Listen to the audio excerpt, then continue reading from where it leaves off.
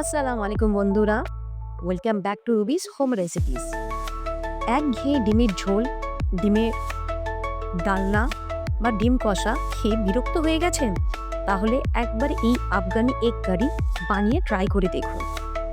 এটি রুটি, পরোটা, পোলাও ও সাদা ভাতে সব কিছুর সাথে অসাধারণ লাগে।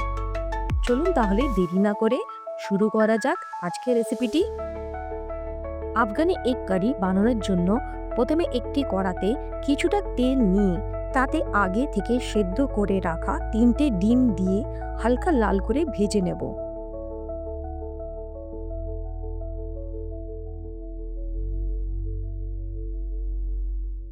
ডিমটি ভাজা হয়ে গেলে গ্যাসটি আমি অফ করে দেব। এরপর ডিমগুলিতে অল্প পরিমাণে নুন, লঙ্কার গুঁড়ো ও হলুদ গুঁড়ো দিয়ে মাখিয়ে নেব।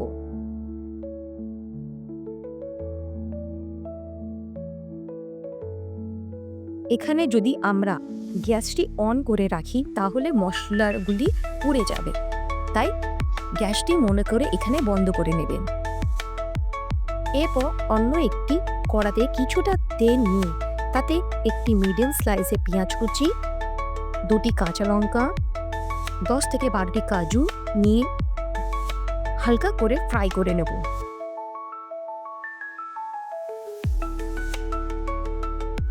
পেঁয়াজটি আমরা এখানে লাল করব না, অল্প নরম করে নিলেই চলবে।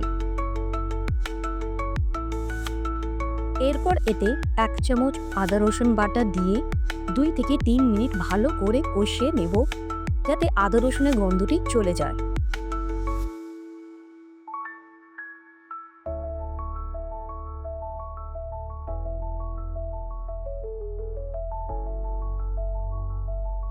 আদা রসুনের গন্ধ চলে গেলে এখানে গ্যাসটিকে অফ করে দেব। পেঁয়াজ, লঙ্কা, কাজু ঠান্ডা করে নেব।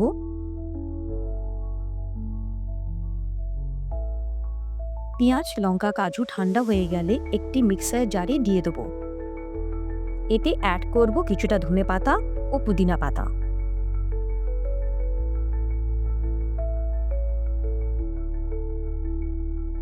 এবার সবকিছুকে ভালো করে পিষে একটি পেস্ট রেডি করে নেব। এরপর ওই কড়াতেই কিছুটা তেল দিয়ে দেবো। এবার এতে একটি ছোট দালচিনি, 2টি লং ও 2টি এলাচ দিয়ে ফোড়ন দিয়ে দেব।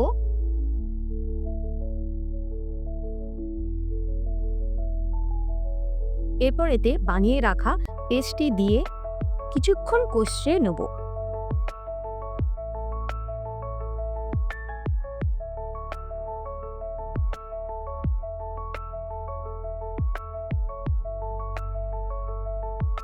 2 মিনিট কষা হয়ে গেলে এতে আমি 1 চামচ জিরে গুঁড়ো, 1/2 চামচ নুন, 1 চামচ চিলি ফ্লেক্স, 1/2 চামচ হলুদ গুঁড়ো ও 1 চামচ গরম মশলা দিয়ে সব কিছুকে ভালো করে মাখিয়ে নেব।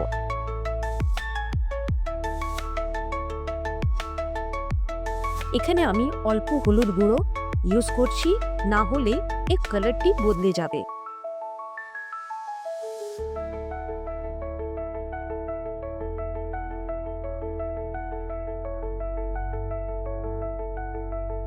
দুই থেকে 3 মিনিট ভালো করে কষিয়ে নিয়ে এতে 100 গ্রাম টক দই দিয়ে দেব।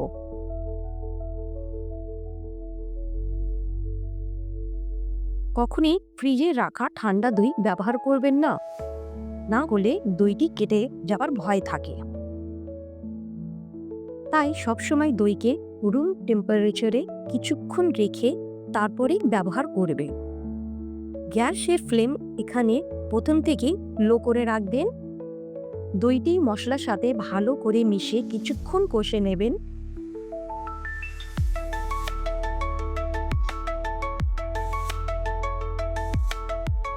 মশলা থেকে তেল উঠে এলে এতে কিছুটা কস্তুরি মেথি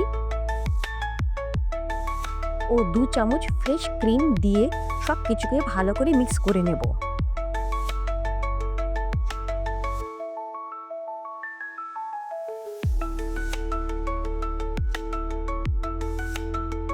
এরপর এতে ভেজে রাখা ডিমগুলি দিয়ে মশলার সাথে সাবধানে মাখিয়ে নেব।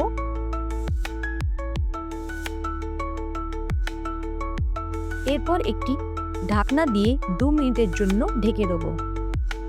2 মিনিট পর দেখুন বন্ধুরা, আমাদের আফগানি এগ কারি রেডি হয়ে গেছে। আপনারাও এই রেসিপিটি একবার নিশ্চয় ট্রাই করবেন এবং আমাকে কমেন্টে জানাবেন আপনাদের রেসিপিটি কেমন লেগেছে।